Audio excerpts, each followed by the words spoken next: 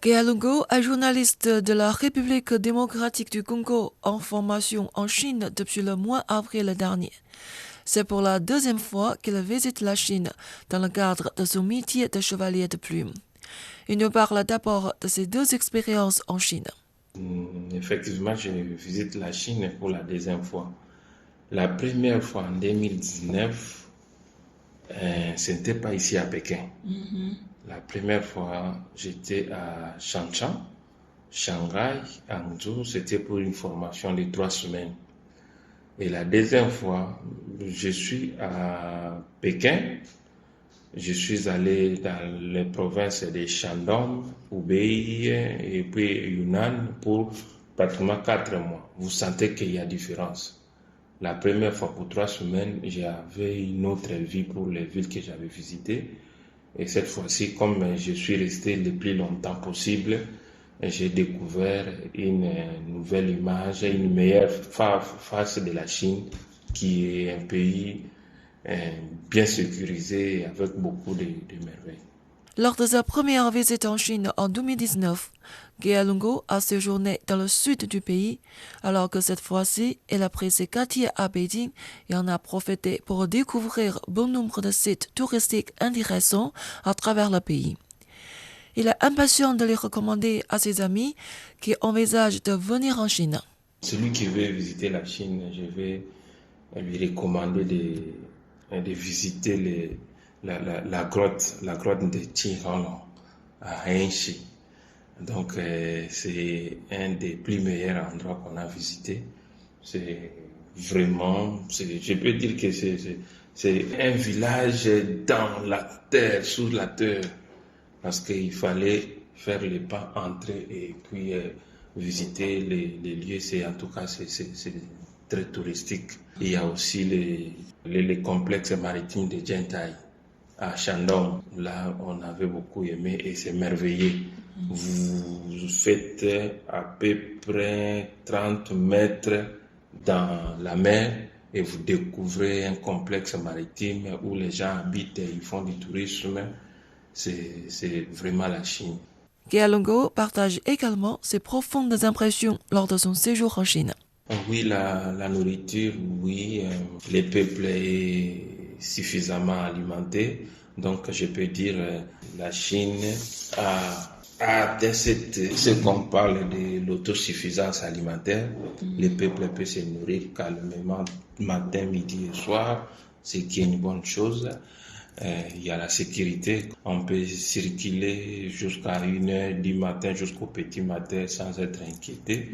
Ce qui est une bonne chose, contrairement à beaucoup d'autres pays d'Afrique où il y a l'insécurité et la circulation la nuit pose problème. Donc, on a découvert cette Chine-là. Et moi, personnellement, je prends le vélo. La nuit, je circule. Et c'est ça, la Chine. Depuis quelques années, des journalistes africains sont régulièrement invités en Chine pour des formations, des stages, des séminaires, ainsi que des couvertures de grands événements.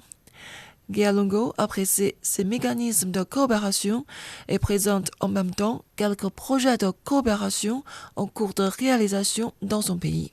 La vie, c'est une bonne politique. C'est une bonne politique de la Chine qui, à travers son centre international de la presse et de la communication, CPCC, fait venir des journalistes du monde en Chine pendant un certain temps pour découvrir le pays. C'est une bonne politique. Des professeurs d'université se sont passés succéder ici où nous sommes pour nous donner des cours. L'un d'eux nous a parlé de PCC et il nous a montré comment la Chine a travaillé pendant les dernières 40 années pour qu'on reconstruise le pays. Et le travail est fait. Maintenant, la Chine a opté pour une politique d'ouverture. La Chine est en train d'embrasser beaucoup d'autres pays et c'est dans cet esprit qu'elle fait venir les journalistes. C'est un programme que je salue. Peut-être de mettre aussi l'accent, de comprendre aussi l'Afrique, parce que même si c'est aussi autour des Africains de faire ça pour découvrir l'Afrique aux Chinois, mais la Chine qui a un peu d'avance de comprendre aussi mieux les partenaires avec qui nous sommes en train de nous liguer pour faire la route ensemble. Dans mon pays, la République démocratique du Congo, les Chinois, depuis 2006, ils sont en République démocratique du Congo et ils sont dans plusieurs entreprises minières. Ils sont en train d'y travailler. Il y avait ce qu'on avait appelé les contrats chinois. Ils devaient travailler pour une politique gagnant-gagnant. Les résultats, ça a donné ce qu'on a vu sur le terrain. Mais un peu plus tard, ces contrats ont été revus et les Chinois sont toujours là et ils sont en train de travailler. Comme pour dire que le partenariat est là.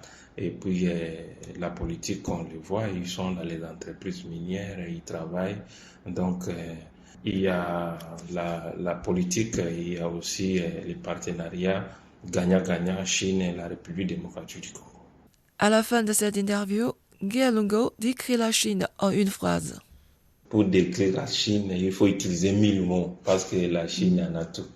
Mais ce que je peux dire seulement, l'impossible n'est pas la Chine. Tout ce que la Chine peut vouloir faire, elle peut faire. C'est un pays des grands. Impossible n'est pas la Chine.